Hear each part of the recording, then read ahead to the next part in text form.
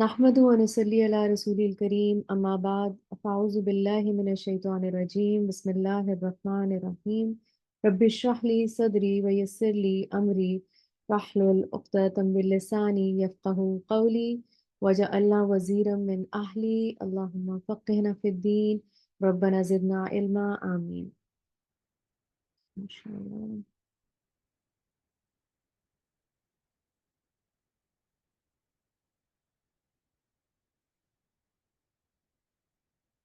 يا أيها النبي إنا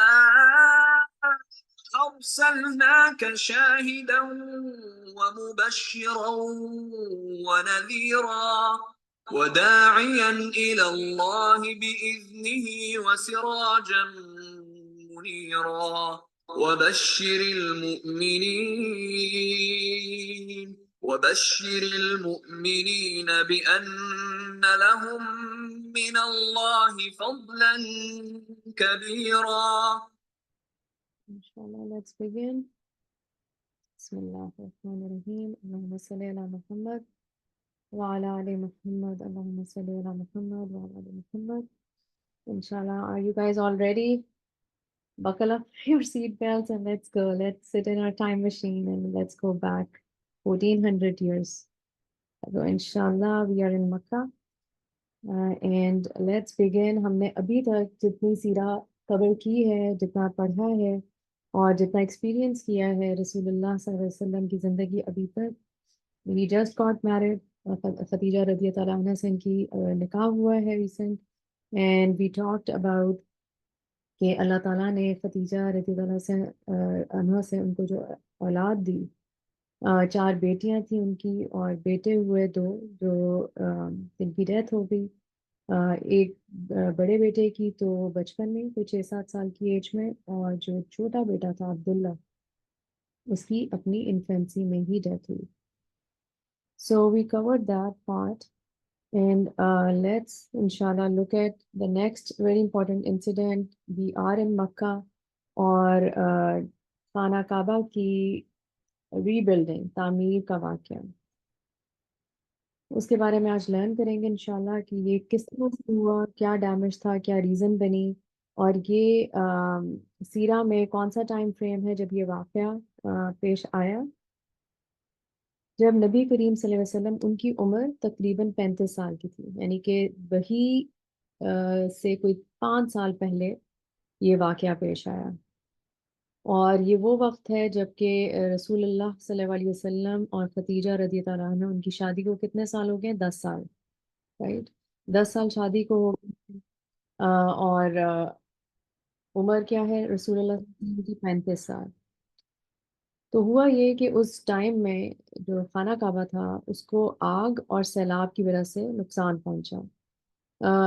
واقعہ آگ لگنے کا کچھ اس طرح سے ہے کہ اس ٹائم فریم میں خانہ کعبہ کے قریب گھر ہوا کرتے تھے، بہت اس کی کلوز ویسینٹی میں. Let me add these people. Okay. تو خانہ کعبہ کی کلوز ویسینٹی میں گھر ہوا کرتے تھے، لوگ بہت ہی قریب قریب آباد تھے خانہ کعبہ کے. اور ہوا ایسے کہ ایک عورت جس کا گھر بہت ہی قریب تھا خانہ کعبہ کے، وہ اپنے گھر کے باہر کھانا بنا رہی تھی، اور لائک چند میٹر کے فاصلے پر شی واز کوکنگ فوڈ. اور ہوا یہ کہ اس کی جو کھانا بناتے تو ایک چنگاری بھڑکی ہے، اور اس نے جو خانہ کعبہ کا غلاف تھا، کپڑا اس کے اوپر ڈلا ہوا تھا، اس نے آگ پکڑ لی. اور اس طرح سے ہوا کہ خانہ کعبہ کو آگ لگی اور نقصان پہنچا. اور اس سٹیج پہ آگ لگنے سے کیا ہوا، آگ تو بجھا لی گئی، لیکن اس کی جو عمارت تھی، خانہ کعبہ جو اسٹرکچر تھا، وہ ویک ہو گیا آگ لگنے کی وجہ سے، لیکن کمپلیٹلی تباہ نہیں ہوا. It was still there but weakened. اب بعد میں کیا ہوا کہ مکہ میں ایک بہت ہی زبردست قسم کا سیلاب آیا، اور کہا جاتا ہے کہ اس نے خانہ کعبہ کی جو چھت تھی وہ تباہ ہوئی اس سیلاب کی وجہ سے، کچھ دیواریں تھیں وہ تباہ ہو گئی. اور قریش نے پھر اس وقت یہ فیصلہ کیا کہ انہیں پورے کا پورا خانہ کعبہ جو ہے اس کو دوبارہ سے تعمیر کرنا پڑے گا، اس کی ضرورت تھی اس وقت. کیونکہ جو پورا جو خانہ کعبہ کا اسٹرکچر تھا وہ کم و بیش لائک ختم ہو چکا تھا. اور وہاں پہ جب یہ انسیڈنٹ ہوا اور یہ they were planning کہ اس کو ریکنسٹرکٹ کیا جائے، تو اسی دور میں اسی ٹائم فریم میں خانہ کعبہ جب تباہ ہوا ہے تو جدہ، یعنی کہ اس وقت جدہ کا نام جدہ تھا، جدہ کے نام سے یہ مشہور تھا شہر. وہاں پہ ایک سپلائز کی سیل چل رہی تھی جس کی خبر یہاں مکہ تک پہنچی کہ there is a sale going on in Jeddah. ہوا اس طرح سے کہ روم کا جو سیزر آف روم تھا وہاں کا بادشاہ، اس نے یمن کے، کیونکہ یمن بھی اس وقت روم کے انڈر تھا، تو اس نے یمن کے ایک شہر میں جو ایک چرچ وہاں پہ قائم تھا وہ پرشینز نے تباہ کر دیا تھا. اور اس چرچ کی ریکنسٹرکشن کے لیے جو سیزر آف روم تھا اس نے مٹیریل منگوایا، بہترین قسم کی ووڈ، سنگ مرمر، اور جو ورکرز تھے، ٹرینڈ ورکرز، بلڈرز، وہ اس نے منگوائے. پورا یہ ساز و سامان ایک چرچ کو، یمن کے ایک چرچ کو ریکنسٹرکٹ کرنے کے لیے ارینج کیا گیا. اور یہ سب کے سب سوار تھے ایک شپ پہ، اور یمن ان کو بھیجا جا رہا تھا. جو بحری جہاز تھا وہ یمن کی طرف روانہ تھا، جس میں سارا مٹیریل تھا، ورکرز تھے. ہوا یہ کہ اللہ کی طرف سے ایک، اللہ کا اپنا ایک پلان تھا کہ یہ مٹیریل بجائے یمن پہنچے وہ اینڈ اپ ہوا جدہ میں. کیسے؟ کیونکہ سیرہ کی کتابوں میں ہمیں یہ ذکر ملتا ہے کہ اللہ تعالیٰ نے اس وقت جدہ کا جو شور تھا، ساحل تھا، وہاں سے ہوا چلی اور اس قدر وہ تیز ہوا تھی کہ وہ جہاز جو تھا، بحری جہاز، وہ تباہ ہو گیا اور اس کو کافی نقصان پہنچا. تو it couldn't go all the way to یمن، اور اس کی وجہ سے اس کو جدہ تک وہ پہنچ پایا بمشکل. اور وہیں پہ انہوں نے اس کی وہ لینڈنگ، سارا سامان سب آف لوڈ کیا کیونکہ جہاز تو تباہ ہو چکا تھا.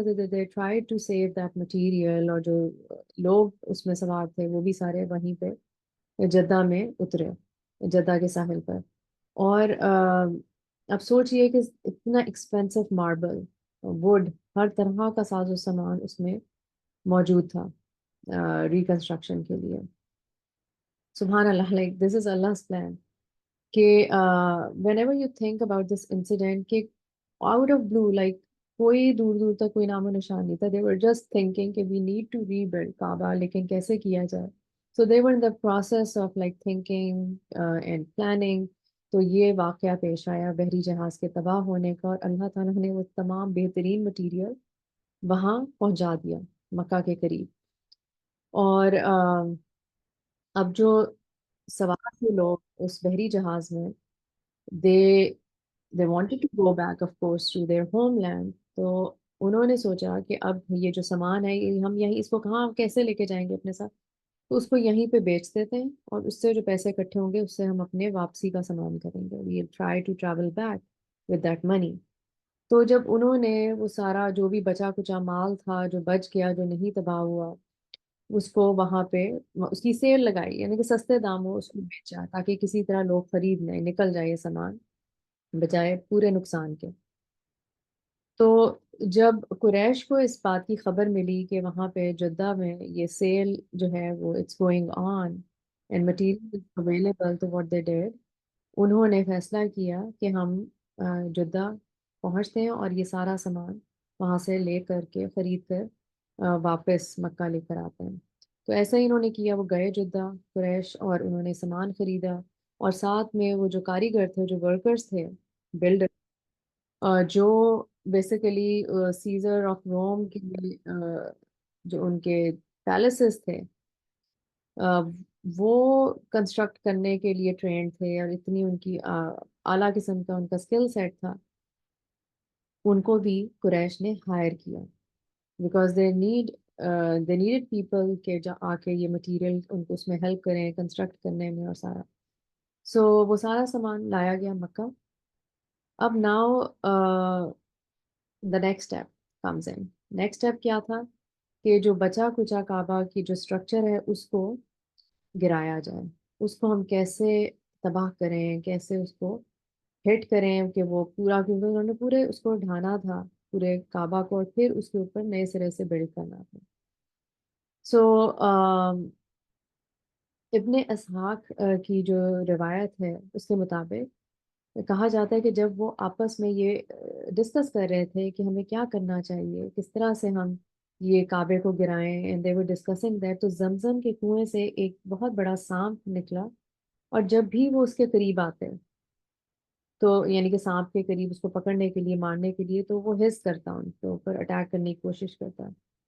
لیکن اور یہ بیک اینڈ فورتھ ہو رہا تھا، whenever they try to do that تو سانپ ان کو اپنے قریب آنے نہیں دیتا. تو اللہ تعالیٰ نے ایک بڑا پرندہ بھیجا کہ وہ سانپ کو اٹھا کر لے گیا، اور اس نے سانپ کو وہاں زمزم سے ہٹا دیا. So you know those were the times کہ وہ اپنے اس طرح کے واقعات سے اومن لیتے تھے، بیڈ اور evil omen, bad omen, evil omen, اور گڈ اومن، کہ okay this is good luck for us, it is a sign from اللہ تعالیٰ کہ وہ پرندہ سانپ کو اٹھا کے لے گیا. So it's kind of permission from اللہ تعالیٰ کہ now we can proceed and hit Kaaba, کہ ہم جا سکتے ہیں کعبہ کے قریب اور اس کو گرا سکتے ہیں. لیکن اگین اللہ تعالیٰ کے گھر کو گرانے کا، تباہ کرنے کا جو خیال تھا وہ پھر بھی کنسرننگ تھا ان کے لیے کہ یہ کام کون شروع کرے گا، کون انیشیٹ کرے گا. تو اس لیے وہ یہ پوری کاروائی شروع کرنے کے لیے کافی ہیزیٹنٹ تھے، ہچکچا رہے تھے کہ کون آگے بڑھے اور یہ اسٹیپ لے. اور basically they were trying to ask each other, ایک دوسرے کو کر رہے تھے موٹیویٹ کہ you go first, you go first, like that. تو اس طرح کی سچویشن وہاں پہ بنی ہوئی تھی کہ پہلے کون جاتا ہے. سو آخر کار الولید بن مغیرہ جو کہ قریش کے ون آف دا سینئرز اور سردار میں سے تھے، جن کا ذکر قرآن میں بھی آیا ہے، اور جو کہ بعد میں رسول اللہ صلی اللہ علیہ وسلم کے ون آف ہز اینیمیز.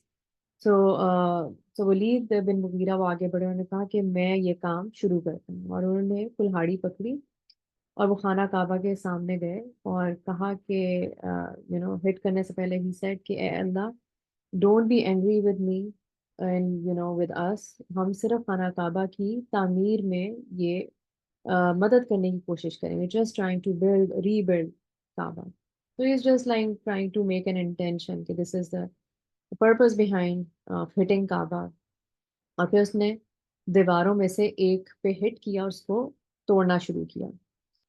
اور اب باقی سب لوگ جو ہیں وہ یہ دیکھ رہے ہیں کہ ولید بن مغیرہ جو ہے، اینڈ کہا جاتا ہے کہ وہ سینئر موسٹ تھے، سب سے بڑے تھے ایج وائز بھی. تو وہ دیکھ رہے ہیں کہ ولید بن مغیرہ نے ہٹ کیا، اور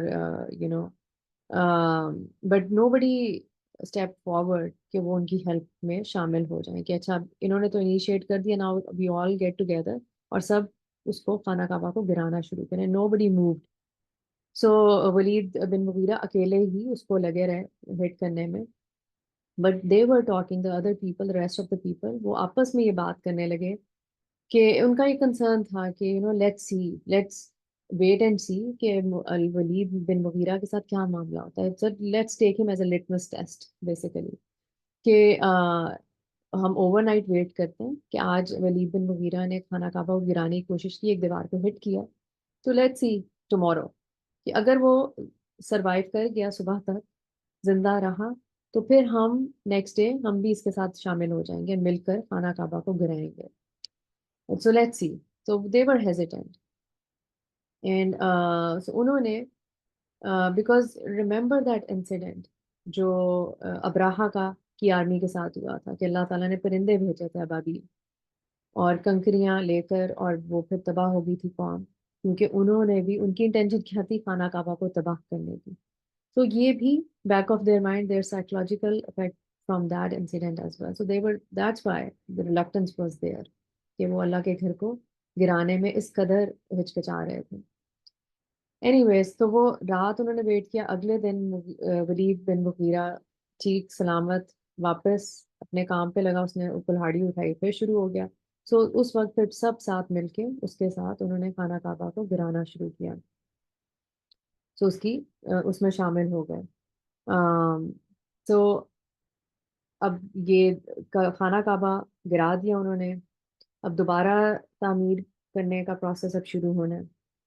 اس کے لیے انہوں نے یہ کیا کہ قریش کے جو قبیلے تھے، سب ٹرائبس، انہوں نے بیسیکلی ان سب کو 4 گروپس میں ڈیوائڈ کیا قریش نے، کہ یہ 4 ہم ٹرائبس، سب ٹرائبس جو ہیں 4 گروپس بناتے ہیں، اور ہر گروپ جو ہے اس کے پاس ذمہ داری ہوگی ایک دیوار کی۔ تو بیسیکلی 4 دیواری میں سے ایک ایک دیوار ایک ایک گروپ کے ذمے آ گئی۔ تو بنو عبد مناف جو قریش کا سب سے لائک ایلیٹ کہہ لیں سب ٹرائب تھا، اس میں بنو ہاشم بھی شامل تھا۔ تو عبد المطلب کا قبیلہ جو تھا بنو ہاشم، اور جو عربوں میں سب سے مشہور بھی تھا۔ سو انہوں نے جو یہ والا گروپ تھا عبد مناف قریش والا، یہ بنو ہاشم والا، انہوں نے جو سب سے پریسٹیجیس دیوار تھی خانہ کعبہ کی، اس کی ذمہ داری اٹھائی، اور دوسری جو دیوار تھی جو نیکسٹ پریسٹیجیس ون، وہ بنو مخزوم کا جو گروپ تھا اس کو دی گئی۔ اور بنو مخزوم کے گروپ میں ولید بن المغیرہ اور ابو جہل یہ لوگ شامل تھے۔ اینڈ ایز وی نو کہ جو بلیک سٹون ہے حجر اسود، وہ بھی ان 2 دیواروں کے کارنر پہ جا کے لگتا ہے۔ So it's connected to not one but both the walls, جو ان دونوں گروپس میں کو دی گئی تھی۔ سو اب مسئلہ یہ تھا کہ یہ جو 2 دیواریں تھیں جو حجر اسود جن کو کنیکٹ کر رہا تھا آپس میں، یہ 2 دیواریں 2 جو ایسے قبیلے تھے جو آپس میں رائول تھے۔ سو ان کے حصے میں 2 دیواریں آئی تھی جو آپس میں ہی کانفلکٹ میں تھے، جو 2 قبیلے، جو 2 گروپس تھے یہ۔ اینی ویز جب وہ دیوار بلڈ ہونی شروع ہوئی، اور جب وہ اس پوائنٹ تک پہنچے، یعنی کہ جب اس کونے تک پہنچے کہ حجرہ اسود جو ہے وہ اب نصب ہونا ہے دیوار میں، رائٹ، اس کونے میں، تو ڈسپیوٹ پیدا ہوا اور جھگڑا شروع ہوا کہ دونوں گروپس کہتے تھے کہ نہیں، یہ ہماری سائڈ کی دیوار کا حصہ ہے، یہ اس پہ ہمارا حق ہے حجرہ اسود پہ کہ ہم اس کو لگائیں گے، and the other group is seeing کہ نہیں، یہ ہماری رسپانسبلٹی ہے، اٹس انڈر اس۔ تو آپس میں ان کا یہ آرگیومنٹ اس بات کو لے کے شروع ہوا، اور وہ جھگڑنے لگے، یہاں تک کہ اس حد تک جھگڑا بڑھ گیا، اس حد تک پہنچ گیا کہ جو تعمیر تھی خانہ کعبہ کی وہ رک گئی فار ہاؤ مینی ڈیز، 5 دن کے لیے، 5 دن کے لیے، بیکاز وہ جھگڑ پڑے کہ okay let's stop here, let's solve this issue first, and وہ انہوں نے تعمیر روک دی 5 دن کے لیے۔ اور کہا جاتا ہے کہ ون آف دیز ڈیز جب یہ تعمیر رکی ہوئی تھی تو بنو مخزوم، جو بنو مخزوم والے تھے، انہوں نے خفیہ طور پر کچھ دوسرے سب ٹرائبس کو اپنے ساتھ ملایا، ایک کائنڈ آف ایک ایگریمنٹ پیکٹ فارم کیا کہ وہ حجرہ اسود کو نصب کرنے کے لیے اپنے آخری دم تک لڑیں گے۔ Just imagine that, they knew the importance of حجرہ اسود، رائٹ؟ اور لیکن وہ آپس میں جھگڑ رہے تھے کہ کون یہ کرے گا، وہ ہر کوئی اپنا رائٹ سمجھ رہا تھا۔ تو انہوں نے یہ معاہدہ کرنے کے جو انہوں نے پیکٹ اپنا سائن کیا تھا، سائن کے طور پر انہوں نے کیا کیا کہ جو اونٹ کا خون تھا، کیونکہ یہ لوگ یہی کرتے تھے، ادھر پرفیوم کو یوز کرتے، پڑھے لکھے تو تھے ہی نہیں، یا پھر بلڈ یوز کرتے تھے کہ اس میں ایز اے اسٹیمپ اپنے ہاتھ کو ڈپ کر کے تو وہ اسٹیمپ کرتے تھے اس اگریمنٹ پہ یا خانہ کعبہ کی دیوار پہ یا جہاں پہ بھی ایز اے فیکٹ کہ یہ we are involved in this together. سو سوچئے کہ یہ معاملہ ایک بہت ہی میجر قسم کی فائٹ تک پہنچنے والا تھا، اٹس اباؤٹ ٹو ہیپن، کہ پھر سے ایک جنگ شروع ہو جاتی قبیلوں کی آپس میں اس بات کو لے کر، حجرہ اسود کو لے کر، یہاں تک کہ جو 5واں دن تھا اس پہ ابو امیہ بن المغیرہ، اور کہتے ہیں کہ he was the eldest one there, کافی اولڈ ایج میں تھے امیہ بن المغیرہ، اور کہتے ہیں کہ انہوں نے پھر اس معاملے کو بلڈ شیڈ سے روکا کہ یہ اس حد تک نہ پہنچ جائے لڑائی، کہ ہم اس حد تک لڑیں آپس میں ایک دوسرے کے ساتھ، پھر خون ریزی ہو، پھر ایک دوسرے کا قتل شروع ہو جائے. اور انہوں نے کہا، اس کا حل نکالا کہ why don't we do this, کہ لیٹس اسٹاپ فائٹنگ. اور اس کا حل یہ نکالتے ہیں کہ کوئی بھی قبیلہ اس بات کو ڈیسائیڈ نہیں کرے گا کہ کون حجرہ اسود لگائے گا وہاں پہ. لیٹس ڈو دس کہ حرم کی جو باؤنڈری تھی، کہ حرم میں جو پہلا شخص انٹر ہوگا وہی ڈیسائیڈ کرے گا، وہی لگائے گا اس کو. مطلب ہی ول ٹیک دا ڈیسیژن، وہ جس کا نام لے گا بس دیٹس ڈن ڈیل. تو it's kind of lucky draw kind of a thing کہ جو بھی پہلا انٹر ہوگا شخص، کیونکہ دے نیو کہ کون شخص دیوار کے اس پار ہے، حرم سے کون انٹر ہوگا. So it was like an open bid kind of a thing, fair chance کہ جو بھی ہوگا تو وہ ڈیسائڈ کر لے گا، رائٹ. سو اور دے نیو اٹ کہ جو بھی شخص آئے گا وہ کسی نہ کسی قبیلے سے تو تعلق رکھتا ہوگا، رائٹ. تو ظاہری سی بات ہے کہ وہ اپنے ہی قبیلے کو چوز کرے گا حجرہ اسود لگانے کے لیے.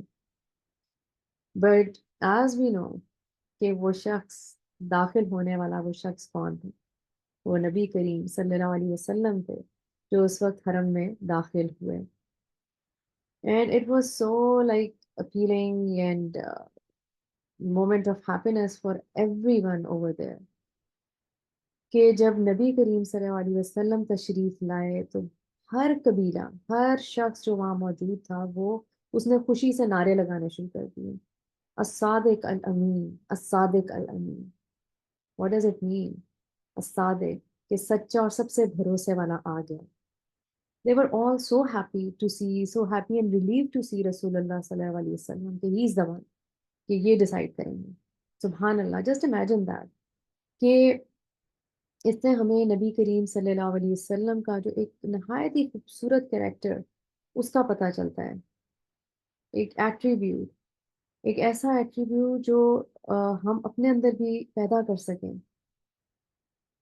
ہماری امت جو ہے وہ ہمیشہ اس ایٹریبیوٹ کو لے کے، الصادق الامین، ان خصوصیات کو لے کے ہمیشہ سکسیسفل رہی ہے، آگے بڑھی ہے، گرو کی ہے. کہ جب ہمارے اندر یہ امانت داری اور سچائی رہی، لیکن جیسے ہی ہم دھوکے اور فریب کی طرف جاتے ہیں، جھوٹ بولتے ہیں، فریب کرتے ہیں، رائٹ، امانت میں خیانت کرتے ہیں، تو پھر کیا ہوتا ہے ہمارے ساتھ معاملہ کہ محمد صلی اللہ علیہ وسلم کی جو یہ بلیسنگز ہیں ان سے ہم محروم ہو جاتے ہیں. کیونکہ یہ it's a core of our امہ، جو ہمیں رسول اللہ صلی اللہ علیہ وسلم سے ان کا یہ بیسک ایٹریبیوٹ جو ایون نبوت سے پہلے ان کے اندر اسٹیبلش ہو چکا تھا، پوری کمیونٹی کو پتا تھا کہ وہ یہ دو ایٹریبیوٹس کے مالک ہیں، دو خصوصیات ان کے اندر انگرینڈ ہیں. اور ایز اے امہ آف رسول اللہ صلی اللہ علیہ وسلم ہمیں بھی یہ دو خصوصیات اپنے اندر کوشش کر کے پکی کرنی ہے، مضبوطی سے ان دو کے ساتھ جڑے رہنے. الصادق الامین. تو جب نبی کریم صلی اللہ علیہ وسلم حرم میں تشریف لائے تو سب نے ان کو ایکسپلین کیا کہ یہ مسئلہ ہے، یہ بات چل رہی ہے، کہ اس طرح سے یہ حل ہم نے سوچا ہے، تو آپ اب اس کا حل نکالیں کہ یہ حجرہ اسود کون نصب کرے گا. تو رسول اللہ صلی اللہ علیہ وسلم نے at the age of 35، right, نہایت ہی خوبصورت حل پیش کیا. کہنے لگے، فرماتے ہیں کہ میرے پاس ایک چادر یا کپڑا لے کر آؤ. اور جب وہ ان کے پاس لایا گیا وہ کپڑا، وہ چادر بڑی سی، تو آپ صلی اللہ علیہ وسلم نے حجرہ اسود کو اس پر رکھ دیا اور فرمایا کہ اب ہر قبیلے کا جو نمائندہ ہے، ہر قبیلے کا ایک ایک لیڈر جو ہے وہ آ جائے اور اس چادر کو، اس کپڑے کو پکڑ لے، اور ہم سب مل کر حجرہ اسود کو اس کونے تک، خانہ کعبہ تک لے کر چلتے ہیں. تو سب نے وہ چادر اٹھائی، پکڑی، اور اس میں حجر اسود رکھا ہوا تھا اور انہوں نے اس کو اس کے مقام تک لے کر گئے. سو سب نے مل کر کے یہ اٹھایا اس کو، اور اس میں بنو مخزوم بھی شامل تھا اور باقی سب قبیلے. اور پھر خود رسول اللہ صلی اللہ علیہ وسلم نے اس کو حجر اسود کو اٹھایا چادر پر سے اور اس کا جو مخصوص جگہ تھی اس پر لگا دیا، نصب کر دیا. So just imagine that. Such a simple, straightforward solution. Everybody was pleased, everybody was contented, happy, no complaints at all. سب کے سب جو تھے وہ مطمئن تھے کہ وہ they were all part of it, right? So this is like amazing. یہ جتنی دفعہ بھی ہم یہ واقعہ پڑھیں تو کچھ چیزوں کے بعض اوقات ہماری لائف میں جو مسئلے آ رہے ہوتے ہیں اور اس وقت وہ اپیرنٹلی بہت بڑا کانفلکٹ لگتا ہے کہ آپ سوچیے کہ معاملہ جنگ تک پہنچ رہا تھا، خون ریزی تک، لائک ایک دوسرے کو قتل و غارت کرنے پہ یہ لوگ تیار تھے، اور مسئلہ پیچھے کیا تھا کہ حجر اسود کو کون لگائے گا، کیونکہ it was a prestigious thing. They knew the importance of حجر اسود، لیکن وہ اتنا زیادہ اس چیز کو لے گئے کہ بس مطلب پرسنل لیول پہ کہ ہمارا قبیلہ یہ سعادت حاصل کرے. اور رسول اللہ صلی اللہ علیہ وسلم نے آ کر کے اتنے سمپل طریقے سے ود ان منٹس لٹرلی اس مسئلے کو سالو کیا، اور سب کا ان پہ بھروسہ تھا، ٹرسٹ تھا، کیونکہ شروع سے جو ان کے معاملات تھے اپنی کمیونٹی کے ساتھ وہ اسٹیبلش تھے، الصادق الامین. Okay so now it's important to note over here کہ جو قریش نے کعبے کو تعمیر کیا، جو اس کی ری بلڈنگ تھی، سو کعبے کو تباہ ہونے سے پہلے جو اس کا اصل اسٹرکچر تھا basically it was in rectangular shape میں تھا خانہ کعبہ تباہ ہونے سے پہلے.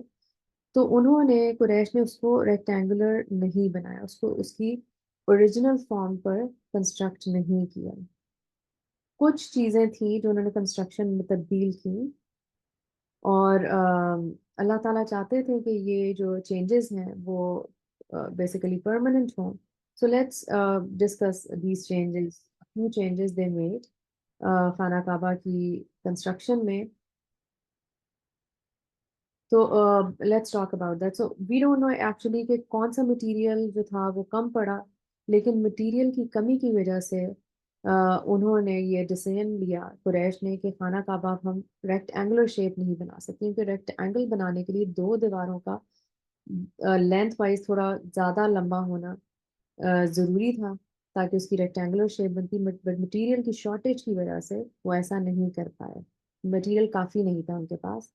تو انہوں نے یہ ڈیسائیڈ کیا کہ okay because they what they did they used the same foundation as Ibrahim علیہ السلام پلیسڈ ان، جو فاؤنڈیشن جو بنیاد تھی ابراہیم علیہ السلام نے اسماعیل علیہ السلام کے ساتھ رکھی تھی، انہی بنیادوں پر انہوں نے جو خانہ کعبہ کی تعمیر تھی نئے سرے سے وہ کی، اسی پہ اٹھایا خانہ کعبہ کے اسٹرکچر کو. بٹ انسٹیڈ آف ریکٹینگولر انہوں نے اسکوائر شیپ اس کو کیا، رائٹ. تو اسکوائر شیپ خانہ کعبہ ہوا، اور جو دوسرے دو کونے تھے جو ریکٹینگولر دیواروں کے تھے اس کو مارک کرنے کے لیے انہوں نے وہاں پہ دو پوسٹ جو تھیں وہ لگا دی تاکہ ایک نشانی رہے کہ اوریجنل خانہ کعبہ یہاں تک تھا. سو اس کو پرماننٹ اس کو مارک کرنے کے لیے کہ یہ اوریجنل خانہ کعبہ کی فاؤنڈیشن یہاں تک تھی، لیکن انہوں نے اس سے تھوڑی سی کم دیوار بنائی تاکہ وہ اسکوائر شیپ ہو جائے. اور ایک رپورٹ کے مطابق رسول اللہ صلی اللہ علیہ وسلم کی جو شروع کی زندگی ہے اس وقت کا جو خانہ کعبہ ہے اس کی اونچائی جو تھی وہ 10 فیٹ تھی، اراؤنڈ 10 فیٹ.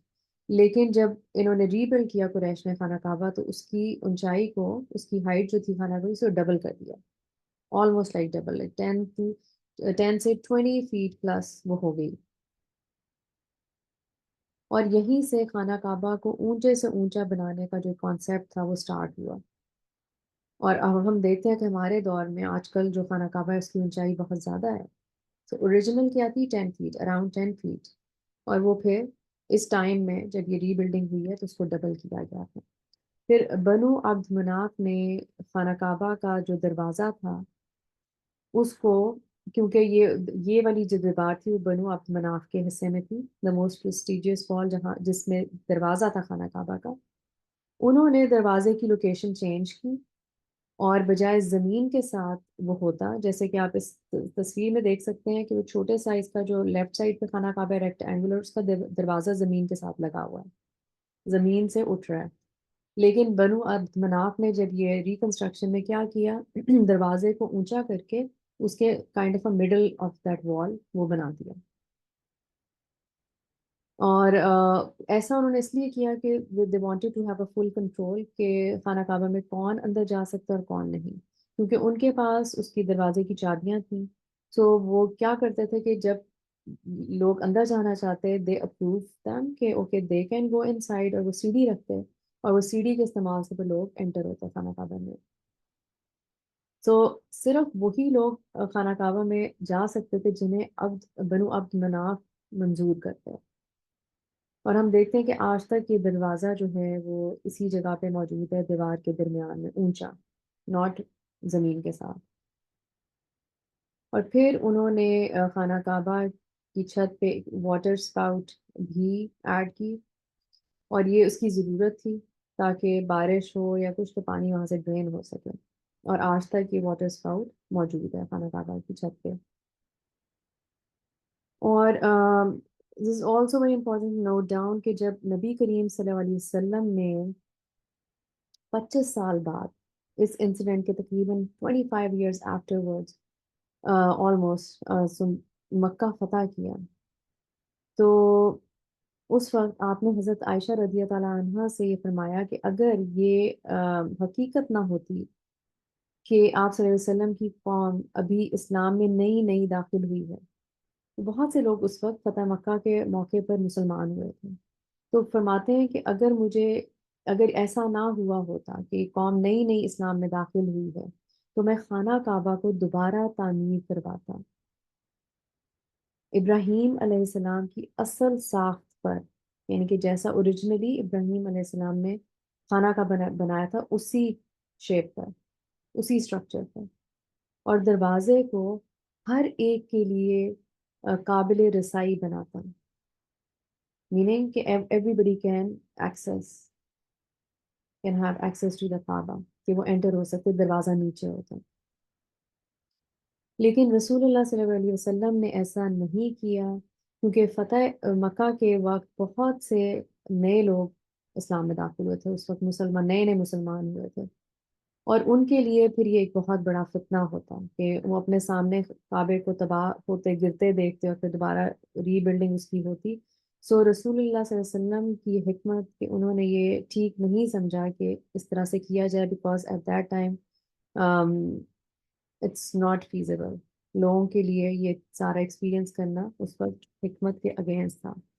اینڈ کہا جاتا ہے کہ آفٹر کپل آف ڈیکیڈس، نبی کریم صلی اللہ علیہ وسلم کی وفات کے بعد جو شروع کے امید خاندان کے زمانے میں بیسیکلی ایک صحابی، بہت ہی پائس صحابی، عبداللہ ابن زبیر رضی اللہ عنہ، ان کی لیڈرشپ میں ایک گروپ جو تھا وہ امید ڈائنیسٹی سے علیحدہ ہوا. انہوں نے علیحدگی اختیار کی اس گروپ نے، اور انہوں نے اپنی سلطنت شروع کی کہاں پہ؟ مکہ میں آ کے یہاں پہ اپنی بیس بنائی مکہ میں. اور اس وقت بیسیکلی ان کی مکہ میں ایک منی خلافت یو کین کہہ سکتے ہیں وہ اسٹیبلش ہوئی عبداللہ بن زبیر کی قیادت میں، ان کی لیڈرشپ میں. اور جب یہ حدیث عبداللہ بن زبیر نے سنی کہ فتح مکہ کے موقع پر رسول اللہ صلی اللہ علیہ وسلم نے حضرت عائشہ سے یہ فرمایا تھا، یہ ان کی خواہش تھی کہ اگر ممکن ہوتا تو وہ خانہ کعبہ کو اس کی اوریجنل فارم میں کروا دیتے. تو عبداللہ بن زبیر نے اس پہ عمل کیا. انہوں نے خانہ کعبہ کو گرایا اور اسے ریکٹینگولر شکل دی، ریکنسٹرکٹ کرایا ریکٹینگولر شیپ میں، اور دروازے کو بھی انہوں نے اس کی پوزیشن چینج کر کے زمین کے ساتھ نیچے کر دیا، جیسا کہ رسول اللہ صلی اللہ علیہ وسلم چاہتے تھے. اور یہ حجاج بن یوسف کے زمانے میں ہو رہا تھا. اینڈ وی نو اباؤٹ حجاج بن یوسف کہ ان کی ہی واز ایول لیڈر ہماری امت میں جو گزرے ہیں، ایک ظالم حکمران وہ مشہور تھا. اور اس کو جب یہ پتا چلا، اور اس نے بیسیکلی واٹ ہی ڈیڈ کہ اس نے اٹیک کیا مکہ پہ، خانہ کعبہ پہ، اور اس نے عبداللہ بن زبیر کو کیپچر کیا، کروسیفائی کیا خانہ کعبہ کے سامنے بالکل. سو وہ پورا ایک انسیڈنٹ ہے علیحدہ سے. تو یہ اس کا تھا، اور اس نے پھر یہ کیا حجاج بن یوسف نے کہ اس نے خانہ کعبہ کو دوبارہ اس کی تعمیر کروائی، بیک ٹو اسکوائر فارم. جو اسکوائر شیپ تھی اس نے دوبارہ سے اس میں کر دیا، اور پھر سے اس کا دروازہ جو تھا وہ بھی اونچا کر دیا زمین سے۔ اور روایت ہے کہ امام مالک کے زمانے میں اس وقت ایک خلیفہ نے امام مالک سے پوچھا کہ کیا ہم خانہ کعبہ کو دوبارہ تعمیر کریں جیسا کہ ابراہیم علیہ السلام نے بنایا تھا، کیونکہ دیز پیپل دے نیو کہ رسول اللہ صلی اللہ علیہ وسلم کی خواہش تھی کہ خانہ Kaaba back to its original form, rectangular form میں ہو جائے۔ بٹ رسول اللہ صلی اللہ علیہ وسلم نے جو پوائنٹ نوٹ کرنے والا کہ خود بھی یہ نہیں کیا تھا، دیکھتے ہوئے اس وقت کی نزاکت کو، حکمت کو، کہ اس وقت یہ نہیں کرنا چاہیے۔ بٹ بعد میں یہ بیک اینڈ فورتھ ہوا اس طرح سے، تو جب امام مالک کے دور میں اس خلیفہ نے یہ ان سے سوال کیا کہ کیا ہم ایسا کروا لیں، تو امام مالک نے ان کو منع کر دیا۔ انہوں نے فرمایا کہ نہیں، میں نہیں چاہتا کہ کعبہ ایک کھلونا بن جائے کہ جو بادشاہ آئے وہ اس کے ساتھ جو چاہے کریں۔ تو that is the real fake. امام مالک نے اپنی حکمت سے اس وقت یہ اس معاملے کو روکا کہ نہیں، it shouldn't be like that, it should take خانہ کعبہ سیریسلی، کہ یہ نہیں کہ جب جس کا دل چاہ رہا ہے وہ اس کو ریکنسٹرکٹ کروا رہا ہے۔ تو حجاج بن یوسف کے زمانے سے لے کر اب تک جو خانہ کعبہ ایک اسٹرکچر ہے، بیسیکلی اس کی فاؤنڈیشنز آر دا سیم، ابراہیم علیہ السلام کی پرتب سے اسکوائر شکل اور اونچے دروازے کے ساتھ موجود ہے۔ سو جو یہ ری بلڈنگ آف خانہ کعبہ ہے، اس واقعے میں کچھ سمبولزمز ہیں اس پورے واقعے میں، جو کہ just quickly look at them انشاءاللہ، کہ ایک تو یہ کلیئر سائن کہ خانہ کعبہ رسول اللہ صلی اللہ علیہ وسلم کی نبوت سے پہلے تباہ ہوا۔ اللہ تعالیٰ نے اس کو تباہ کیا، جو بھی ریزن بنی، آگ، سیلاب، اور پہلی وحی سے تقریباً 5 سال پہلے یہ واقعہ پیش آیا کہ اس کو ری بلڈ کیا گیا۔ So basically it's kind of like stage is setting for the نبوہ، کہ اگر اس کو ہم اس طرح سے دیکھیں کہ خانہ کعبہ کا تباہ ہونا ایز اف ابراہیم علیہ السلام کا دین تباہ ہو چکا تھا، جو فاؤنڈیشن انہوں نے رکھی تھی دین اسلام کی، جو توحید کا پیغام انہوں نے پھیلایا تھا، وہ کرپٹ ہو چکا تھا، اور اب رسول اللہ صلی اللہ علیہ وسلم اسے دوبارہ اسٹیبلش کرنے والے ہیں۔ تو کعبہ ابراہیم علیہ السلام کے مذہب کو ریپرزینٹ کرتا ہے، جو اللہ کی عبادت کے لیے بنایا گیا پہلا گھر۔ اللہ تعالیٰ فرماتے ہیں قرآن میں جو یہ سورہ آل عمران کی آیت نمبر 96، اول بیت وضع للناس للذی ببکہ، کہ بے شک سب سے پہلا گھر جو لوگوں کی عبادت کے لیے بنایا گیا یقیناً وہی ہے جو مکہ میں ہے۔ سو مکہ کا پرانا نام بکہ، جو اس آیت میں اللہ تعالیٰ نے ہمیں دیا۔ اور اس طرح یہ گھر اللہ کی عبادت، اس کو اللہ کی عبادت کو ریپرزینٹ کرتا ہے، اور اس کے تباہ ہونے کی علامت ظاہر کرتی ہے کہ دین ابراہیمی کو بیسیکلی جو انسانیت لوگوں نے اس کو پرزرو نہیں رکھا، اس کو محفوظ نہیں کیا، اس کو کرپٹ کر دیا۔ اور یہ فیکٹ کہ اسے رسول اللہ صلی اللہ علیہ وسلم کے زمانے میں رینیو کیا گیا، اس بات کی علامت ہے کہ دین ابراہیمی دوبارہ اسٹیبلش ہونے والا ہے، ریوائیو ہونے والا ہے۔ پھر یہ فیکٹ کہ کعبہ کو ابراہیم علیہ السلام کی فاؤنڈیشنز پر دوبارہ تعمیر کیا گیا، اسٹرکچر نیا تھا بٹ فاؤنڈیشن جو تھی وہ سیم تھی، تو یہ ظاہر کرتی ہے بات کہ جس عقیدے کے ساتھ نبی کریم صلی اللہ علیہ وسلم آئے اس کی بنیاد وہی تھی، لا الہ الا اللہ، توحید، لیکن شریعت کو انہوں نے رینیو کیا، نئی شریعت لے کے آئے رسول اللہ صلی اللہ علیہ وسلم۔ So just like the Prophet صلی اللہ علیہ وسلم saved his people from civil war and bloodshed، جو یہاں پہ بھی ہم نے واقعہ حجر اسود کا پڑھا کہ بالکل جنگ چھڑنے والی تھی، آپس میں قتل و غارت شروع ہونے والا تھا، تو جیسے رسول اللہ صلی اللہ علیہ وسلم نے ان کو اس واقعے سے، اس ایول سے بچایا اینڈ exalted their honor، اپنے لوگوں کو عزت دی ان کی، کہ سب نے مل کر وہ چادر اٹھائی اور سارا وہ معاملہ۔ So the same way he will save them as the last and final messenger, and once again exalt their honor. So this is symbolism over there. And then this fact کہ رسول اللہ صلی اللہ علیہ وسلم united all the tribes by holding the piece of cloth, right? This is another sign کہ he will unite them all under the banner of Islam. آگے چل کر جب نبوت کے بعد is going to do that. So these are similarities, signs over there in the reconstruction of Kaaba. اور اس کے علاوہ جب رسول اللہ صلی اللہ علیہ وسلم خانہ کعبہ میں داخل ہوئے تو تمام قبیلے خوش تھے کہ آپ صلی اللہ علیہ وسلم ایک بہترین کیریکٹر کے مالک تھے. آپ صلی اللہ علیہ وسلم کی نوبلٹی ہر کوئی پہچانتا تھا، جانتا تھا، چاہے آپ کا تعلق کسی بھی قبیلے سے کیوں نہ ہو. اس سے کوئی فرق نہیں پڑتا کہ آپ کس سب ٹرائب کو یا کس قبیلے کو آپ کا تعلق اس سے ہے. nobody cares about them. ہر کوئی آپ سے اسی طرح محبت کرتا تھا جیسے آپ انہی کے قبیلے سے ہیں. جسٹ امیجن دیٹ کہ اتنے پریجوڈس ان کا مائنڈ سیٹ تھا عربس کا. بٹ بسائڈ دیٹ فیکٹ کہ اپنے قبیلے کے ساتھ وہ بڑے لوئل تھے، لیکن سب کا جو ایک ریلیشن تھا رسول اللہ صلی اللہ علیہ وسلم کے ساتھ وہ بہترین تھا. تو اس سے ہمیں نبی کریم صلی اللہ علیہ وسلم کے اسٹیٹس کا پتہ چلتا ہے کہ ان کی کیا اسٹینڈنگ تھی اپنی کمیونٹی میں.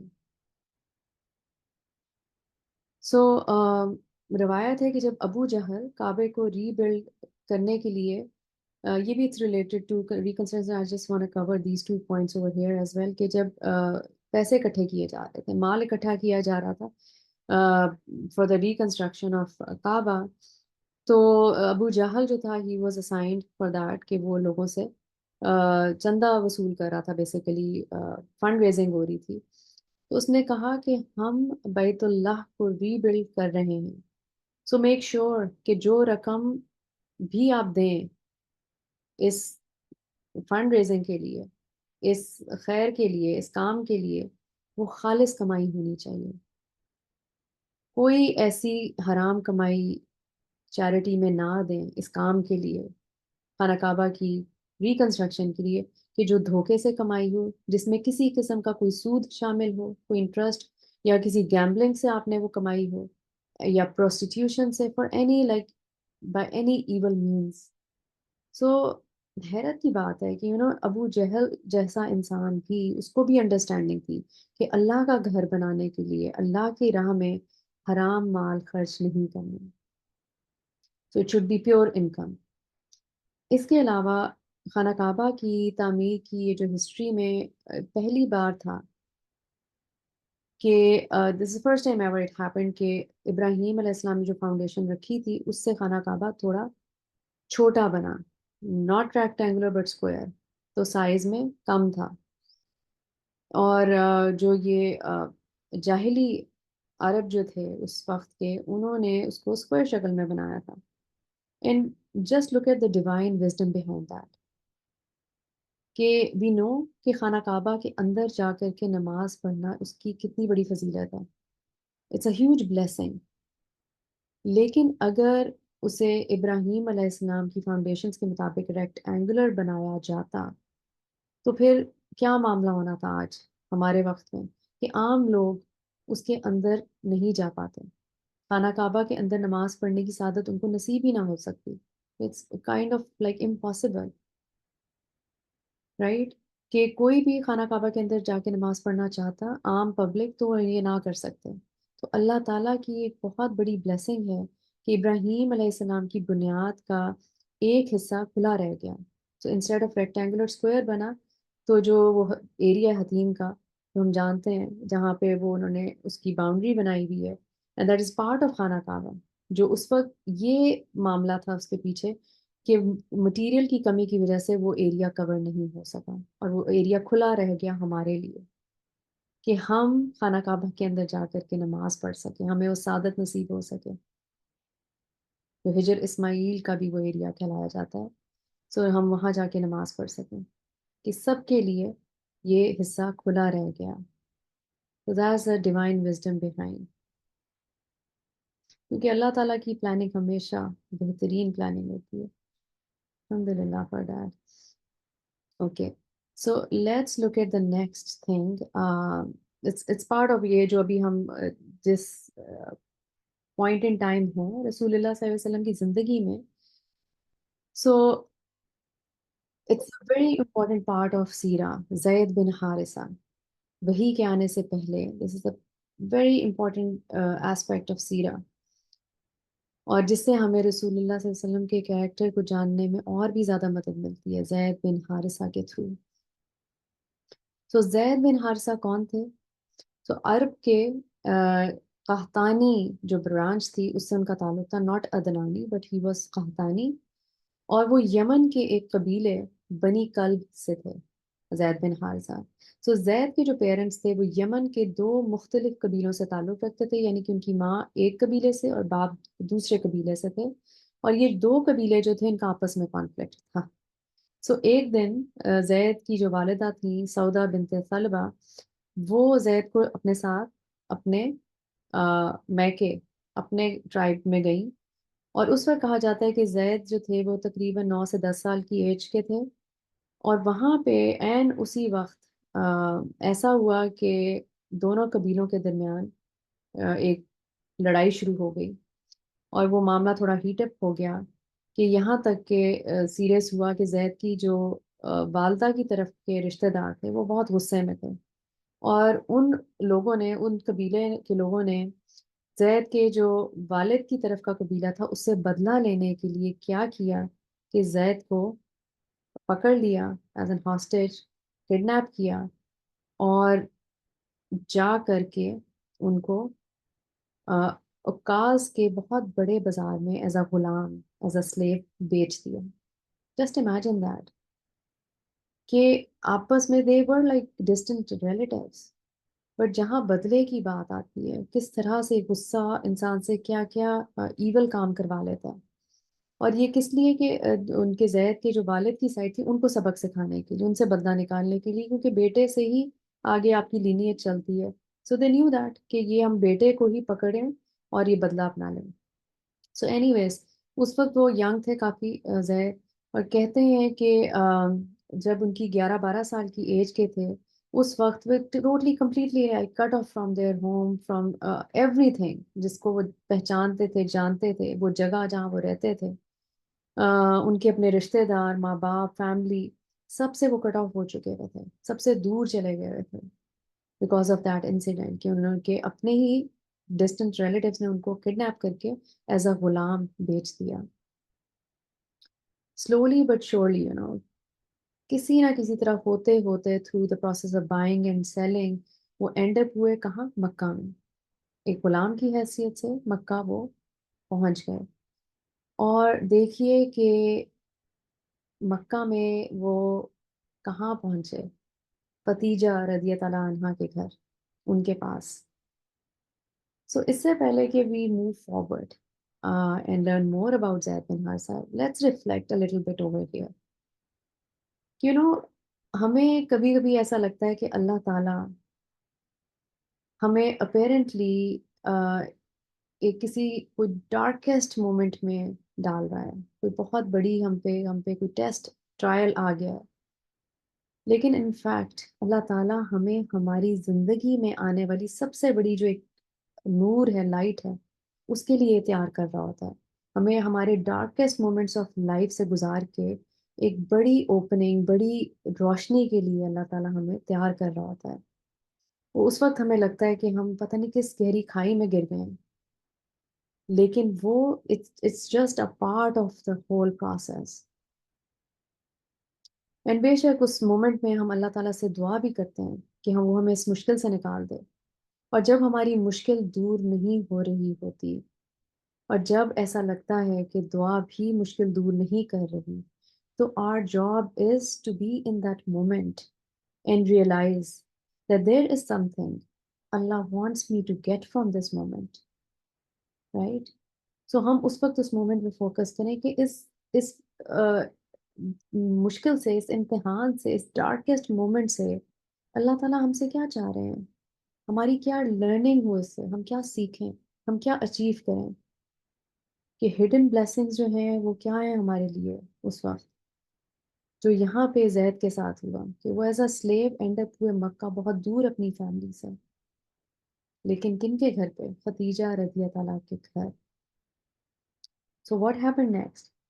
تو ختیجہ رضی اللہ عنہ کے نیفیو حاکم ابن حزام انہوں نے زید کو 400 درہم کے عوض خریدا، اور خدیجہ رضی اللہ عنہ نے بیسیکلی حاکم کو ایک ینگ سلیو تلاش کرنے کے لیے کچھ رقم دی ہوئی تھی کہ وہ ان کے لیے ایک ینگ سلیو جو ہیں وہ لے کر کے آئیں، اور اس طرح سے زید بن حارثہ خدیجہ رضی اللہ عنہ کے خادم بن گئے۔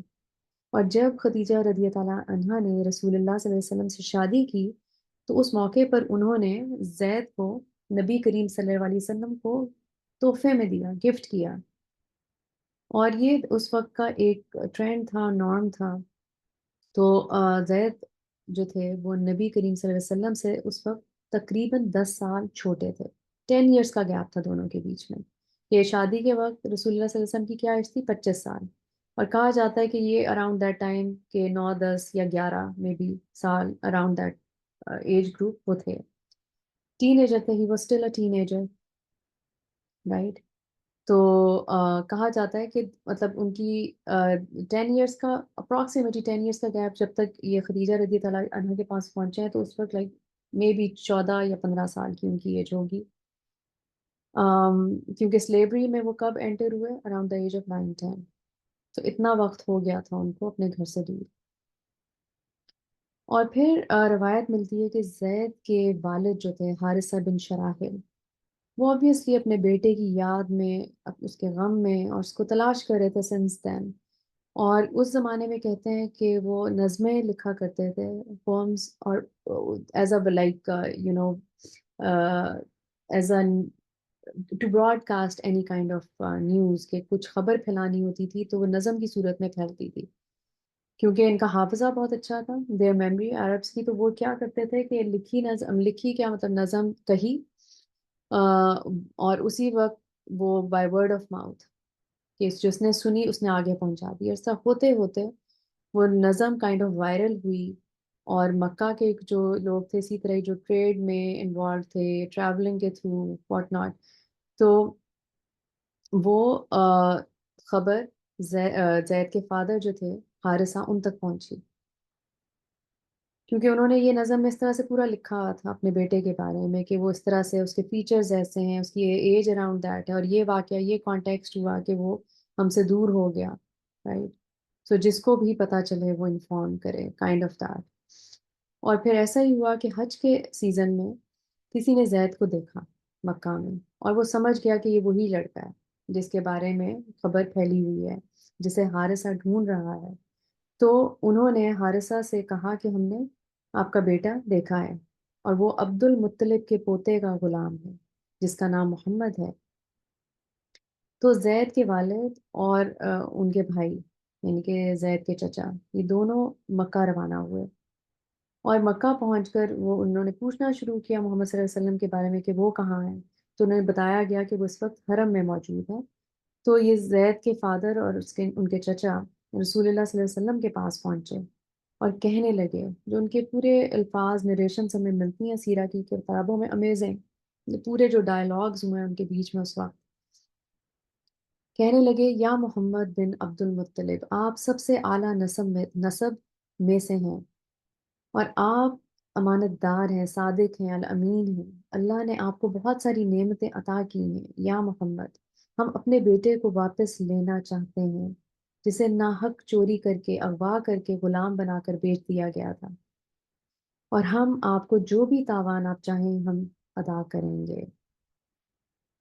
تو نبی کریم صلی اللہ علیہ وسلم نے سنا اور یہ معاملہ سارا، تو انہوں نے کہا کہ میں اس بات کا فیصلہ زید کو کرنے دوں گا، میں یہ معاملہ زید پر چھوڑتا ہوں، اگر وہ تمہیں چن لے تو میں اسے بغیر کسی توان کے واپس کر دوں گا، لیکن اگر وہ مجھے چنتا ہے، اگر وہ میرے ساتھ رہنا چاہتا ہے، تو میں اس انسان کو کبھی اپنے سے دور نہیں ہٹاتا جس نے میری طرف رجوع کیا ہو، یعنی کہ جو خود سے میری طرف آئے میں کبھی اس کو پیچھے نہیں کرتا۔ تو زید کے والد نے بہت خوش ہوئے سن کے کہ ہی سو جنرس کہ وہ بغیر توان کے زید کو واپس کرنے کے لیے تیار ہیں، تو انہوں نے مزید نبی کریم صلی اللہ علیہ وسلم کی تعریف کی۔ اور نبی کریم صلی اللہ علیہ وسلم کو زید سے سچی محبت، یہ کہتے ہیں کہ جب یہ زید ان کے ساتھ خدیجہ رضی اللہ عنہا نے اسائن کیے، تو اس واقعے کو جب ان کے والد پہنچے مکہ، کچھ زیادہ عرصہ نہیں ہوا تھا، لائک 2-3 سال میں بھی، اراؤنڈ دیٹ ٹائم فریم، اتنا وقت گزرا تھا ان دونوں کو ساتھ میں، رسول اللہ صلی اللہ علیہ وسلم کو زید کے ساتھ، اور کہتے ہیں کہ ان کو بہت انسیت تھی، محبت تھی زید سے، آپس میں جس طرح سے ان کے معاملات تھے. اور جو اس وقت جو جاہلیت کے لاز تھے، رائٹ، وہ بلنٹلی انکار بھی کر سکتے تھے زید کو واپس کرنے سے، کیونکہ زید ان کی غلامی میں تھے، رائٹ. لیکن رسول اللہ صلی اللہ علیہ وسلم کا اخلاق دیکھے، ایون نبوت سے پہلے بھی وہ جاہلیت کے قوانین سے بالا تر تھے. ہی ڈنٹ کیئر کہ ان کا اس وقت کیا وہ ان کی پاور اور اتھارٹی ہے، انہوں نے اس وقت بھی فیئرنیس سے معاملہ سلجھانے کی کوشش کی. And keep that in mind کہ یہ جہلیت کا دور ہے، یہ اس وقت یہ واقعہ پیش آیا ہوا ہے جہاں پہ کوئی لا اینڈ آرڈر سچویشن نہیں تھی، اور جو جس کے پاس پاور تھی اسی کی اتھارٹی تھی، اسی کے اختیار میں سب کچھ تھا. اور جو اپریسڈ ہوتے تھے یا جن کے ساتھ ناانصافی ہوئی ہوتی تھی، ان کے پاس کوئی عدالت، کوئی کورٹ نہیں تھا جہاں جا کے وہ اپنا کیس فائل کر سکیں. ان کو ڈائریکٹ اپروچ کرنا پڑتا تھا، اور پھر ان کے رحم و کرم پہ ہے کہ جس کے پاس اتھارٹی ہے کہ وہ اس کو جیسے بھی ڈیل کریں. اسی لیے زید کے جو فادر اور چچا جب آئے رسول اللہ صلی اللہ علیہ وسلم کے پاس، تو وہ بہت سبمسو ان کا ایٹیٹیوڈ تھا. وہ غصے یا اس کا اظہار نہیں کر رہے تھے، ان کو پتا تھا کہ زید ان کی غلامی میں ہے، ان کی اتھارٹی ہے، وہ جیسے چاہیں فیصلہ کریں. اسی لیے انہوں نے پیسے آفر کیے کہ آپ جو تاوان کہیں گے ہم پے کریں گے. تو آپ صلی اللہ علیہ وسلم کی عمر اس وقت کیا تھی؟ کوئی 27-28 سال کے آس پاس. اور سوچئے کہ وہ خود بھی ینگ ہیں. اس وقت انہوں نے زید کو بلایا فوراً سے، اور سب سے پہلا سوال انہوں نے زید سے کیا پوچھا؟ سو مچ ٹو لرن فرام سیرا، کہ یہ جو معاملات کیسے ہو رہے ہیں. اب انہوں نے تو زید کے والد اور چچا نے اپنے آپ کو کیسے انٹروڈیوس کرایا کہ ہم زید کے فیملی ہیں، میں فادر ہوں، یہ چچا ہیں. بٹ رسول اللہ صلی اللہ علیہ وسلم نے زید سے کنفرم کیا. پہلا سوال کیا کیا کہ کیا تم ان لوگوں کو پہچانتے ہو؟ تو زید نے، جو کہ اس وقت اراؤنڈ 17-18 سال کے ینگ تھے، بالکل نوجوان، انہوں نے کہا کہ جی میں جانتا ہوں کہ یہ کون ہے، میں نے انہیں پہچان لیا، یہ میرے والد ہیں اور یہ میرے چچا ہیں. پھر رسول اللہ صلی اللہ علیہ وسلم نے فرمایا کہ وہ تمہیں اپنے ساتھ واپس لے جانے کے لیے آئے ہیں، اور میں نے یہ معاملہ تم پر چھوڑ دیا ہے. اگر تم چاہو تو تم ان کے ساتھ واپس جا سکتے ہو، اگر تم چاہو تو اپنے گھر چلے جاؤ، اپنے پرانے شہر، اپنے پرانے دوستوں سے ملو، اپنے چچا کے ساتھ جاؤ، اپنے ماں باپ کے ساتھ رہو، یا پھر اگر تم چاہو تو میرے ساتھ رہ سکتے ہو. Beautiful. Keeping your own feelings, your own جو آپ کا اپنا بیچ میں ایک ایج یا فائدہ ہوتا ہے، اپنے نفس سائڈ پہ رکھتے ہوئے، pure game of fairness, full freedom of choice انہوں نے ایک غلام کو دی جو اس وقت ان کی سلیوری میں تھے. And what happen next? Zaid immediately answered. Zaid نے فوراً سے بغیر سوچے کہا نہیں نہیں، میں یہاں رہنا چاہتا ہوں، میں کہیں نہیں جانا چاہتا، میں یہیں رہنا چاہتا ہوں. اور پھر زید نے جو الفاظ کہے، اس سے پہلے کہ میں انہیں آپ کو پڑھ کر سناؤں، I have a question for you. Just think for a moment. What would you give to be with the Prophet sallallahu alaihi wasallam? What would you give to be next to him on the day of judgment? What would you give up? What would you give up to be with him sallallahu alaihi wasallam? Do we truly love him that much? ہم کس چیز کی قربانی دے سکتے ہیں؟ زید نے یہاں قربانی دی اپنی ساری فیملی کی، اپنے ہوم لینڈ کی، رائٹ. ان کے لیے صرف ایک ہی ہستی امپورٹنٹ تھی، رسول اللہ صلی اللہ علیہ وسلم. کیا ہم واقعی رسول اللہ صلی اللہ علیہ وسلم سے سچی محبت کرتے ہیں؟ آپ جانتے ہیں کہ زید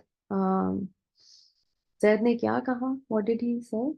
وہ کہتے ہیں، انہوں نے جواب دیا، کہتے ہیں کہ یا محمد،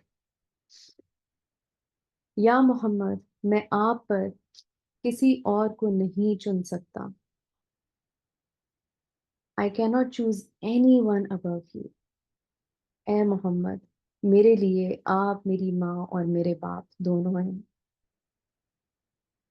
So I want you to understand that کہ جیسے جیسے لوگ رسول اللہ صلی اللہ علیہ وسلم کے قریب آتے تھے they realized that کہ how beautiful he was, his character, amazing. So we need to analyze ourselves کہ جب لوگ ہمارے قریب آتے ہیں تو وہ ان کی کیا ریئلائزیشن ہوتی ہے. Do they see the beauty in us or otherwise? اور اب تک ہم نے جتنی بھی سیرہ جانی ہے، سیکھی ہے، ایکسپیرینس کی ہے، کیا ہم نے ابھی تک رسول اللہ صلی اللہ علیہ وسلم کی خوبصورتی کو دیکھنا شروع کیا ہے؟ کیا ہم نے انہیں ابھی تک اپنے خواب میں دیکھنا شروع کیا ہے؟ کیا ہم نے نبی صلی اللہ علیہ وسلم کے بارے میں ایون سوچنا بھی شروع کیا ہے یا نہیں کہ وہ کیا کرتے تھے، کیا کون سا کام کیسے کرتے تھے، ان کی سننا کیا تھی، ان کا طریقہ کیا تھا، وہ مسکراتے کیسے تھے، وہ لوگوں سے پیش کیسے آتے تھے، کیا ان کے معاملات تھے، کیا ہمارے دن رات رسول اللہ صلی اللہ علیہ وسلم کی سوچ پہ مبنی ہے. سو اس موقع پر زید کے والد اور چچا وہاں کھڑے ہیں، دیکھ رہے ہیں یہ معاملہ. And what could be their reaction? انہوں نے ایک دم سے ان کے والد نے کہا کہ زید واٹس رانگ ود یو، تمہیں کیا ہو گیا؟ کیا تم آزادی کی بجائے غلام بننا پسند کر رہے ہو؟ ان کے لیے تو یہ اس طرح سے تھا نا، بلیک اینڈ وائٹ، کہ ایک طرف فریڈم ہے ایک طرف غلامی ہے. سو ڈو یو نو کہ زید نے آگے کیا ان کو جواب دیا؟ سو جسٹ لسن دس کیئرفلی. زید نے کہا کہ میں اس دنیا میں آزاد ہونے کی بجائے محمد کا غلام بننا پسند کرتا ہوں. سبحان اللہ. آپ دیکھیے کہ ہمارے پاس بھی چوائس ہے اس دین پر رہنے کی، ہمارے پاس بھی چوائس ہے نماز پڑھنے کی، روزہ رکھنے کی، رائٹ؟ ہمارے پاس چوائس ہے اللہ کا عبد بننے کی. اور اس وقت جب کوئی ہم سے یہ پوچھے کہ کیا تم روزے کی حالت میں تمہارا دل نہیں چاہتا کہ تم کھا لو، یا تمہارا دل نہیں چاہتا اپنی نیند پوری کر لو اور فجر میں نہ اٹھو، تو جواب وہی ہے جو زید نے دیا کہ میں اس دنیا میں آزاد ہونے کی بجائے اللہ کا بندہ بننا پسند کرتی ہوں. That should be our mindset. So ان کے والد نے کہا کہ تم اس انسان کو چن رہے ہو.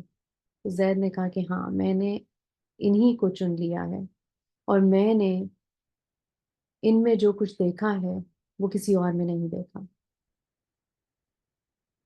سو میں یہ دعا کرتی ہوں کہ اللہ تعالیٰ مجھے بھی اور آپ کو بھی، ہم سب کو ایسا بنا دے کہ ہم بھی رسول اللہ صلی اللہ علیہ وسلم میں وہ دیکھ سکیں جو زید نے اس وقت دیکھا، کہ ہم اپنے آپ کو کسی بھی قیمت پر ان سے ڈیٹیچ نہ کریں صلی اللہ علیہ وسلم. تو زید نے کہا میں نے محمد صلی اللہ علیہ وسلم میں وہ دیکھا ہے کہ میں ان پر کبھی کسی اور کو منتخب نہیں کروں گا. سو وی شوڈ پرے ٹو اللہ تعالیٰ کہ ہمارے دل میں ہمارے دلوں میں ایسی محبت ڈال دے رسول اللہ صلی اللہ علیہ وسلم کی کہ ہم ان کی خوبصورتی کو پہچان سکیں، ان کی سنت پہ چل سکیں، ان کے راستے پہ چل سکیں، ہر دوسرے راستے کو پیچھے کر دیں، ان کے راستے کو چوز کریں. کہ ہم اللہ تعالیٰ سے دعا کریں کہ اے اللہ میرے لیے سنت نبوی کو محبوب ترین بنا دے، اور رسول اللہ صلی اللہ علیہ وسلم کے طریقے کو میرے لیے محبوب ترین بنا دے. اور جسٹ امیجن اگر ہماری یہ دعا پوری ہو جائے تو کیا اور ہمیں چاہیے. اور جب نبی کریم صلی اللہ علیہ وسلم نے یہ سنا زید کے الفاظ، تو کیا کیا انہوں نے فوراً سے اسی وقت انہوں نے وہیں پر زید کا ہاتھ پکڑ کر ہجر اسماعیل کے پاس گئے اور اعلان کیا کہ اے اہل مکہ، میں چاہتا ہوں کہ تم سب گواہی دو کہ اب سے زید ایک آزاد انسان ہے اور یہ میرے ساتھ ہے، میں نے اس کو اپنا بیٹا بنا لیا، تو اب وہ میرا بیٹا ہے اور وہ مجھ سے میراث پائے گا اور میں اس سے، یعنی کہ he will inherit from me and I will from him۔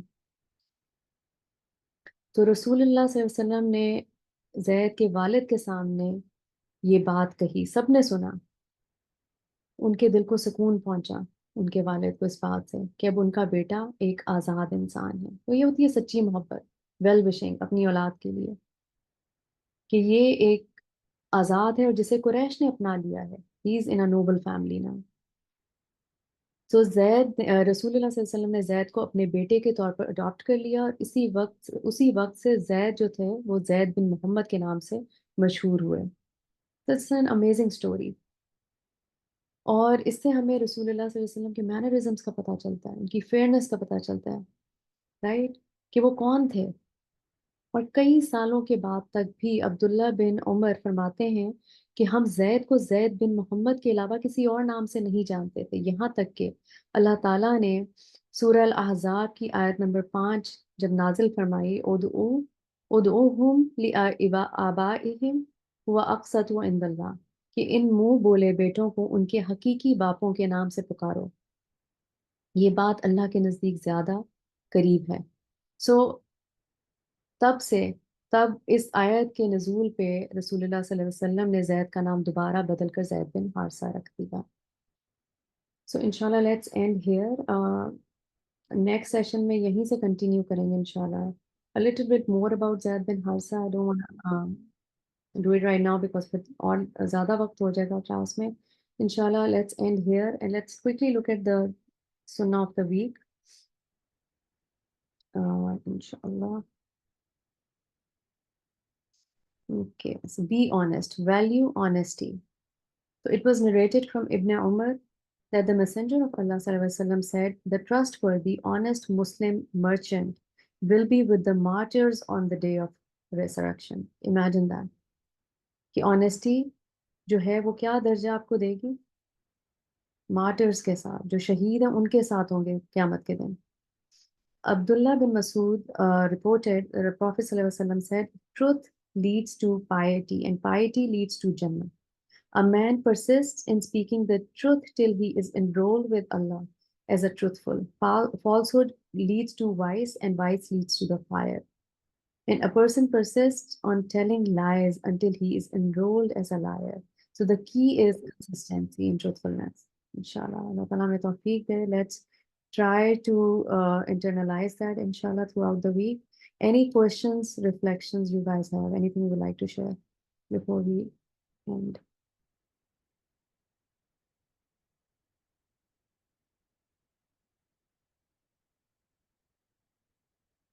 Okay, inshallah, let's end then.